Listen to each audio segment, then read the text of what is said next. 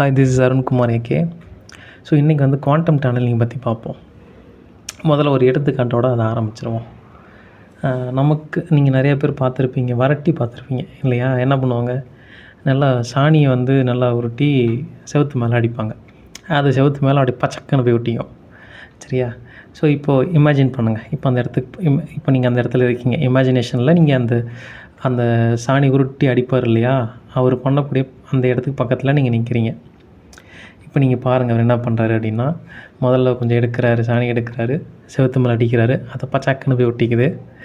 திருப்பி கொஞ்சம் எடுக்கிறாரு, திருப்பி அடிக்கிறாரு, திருப்பி ஒரு பச்சாக்.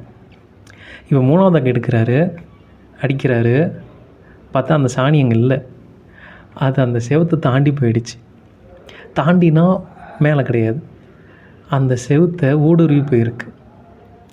சரியா? இது பாசிபிளா? ஆக்சுவலாக இது இந்த அப்சர்வபிள் யூனிவர்ஸில் இது பாசிபிள் கிடையாது. ஓகே, ஸோ இதுக்கு பேர் தான் குவாண்டம் டனலிங். இது வந்து குவாண்டம் வேர்ல்டில் பாசிபிள். ஒரு பொருள் வந்து அந்த பொருள் இன்னொரு பொருள் டிஸ்டர்ப் பண்ணாமல் அதுக்குள்ளே ஊடுருவி போக முடியும். இதுக்கு பேர் தான் குவாண்டம் டனலிங். சரியா?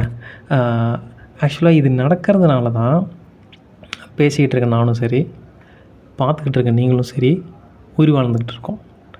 இது நடக்கலைன்னா இந்த உலகத்தில் எந்த உயிரினத்தாலையும் உயிர் வாழ முடியாது.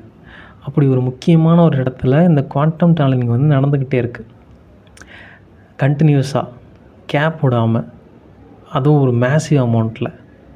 ஓகே, ஸோ நினச்சி பாருங்களேன், நம்மளால் பார்க்க முடியாத ஒரு செயலால் தான் நம்ம உயிர் வாழ்கிறோம் அப்படிங்கிறது எவ்வளோ ஒரு அற்புதமான ஒரு விஷயம் இல்லையா?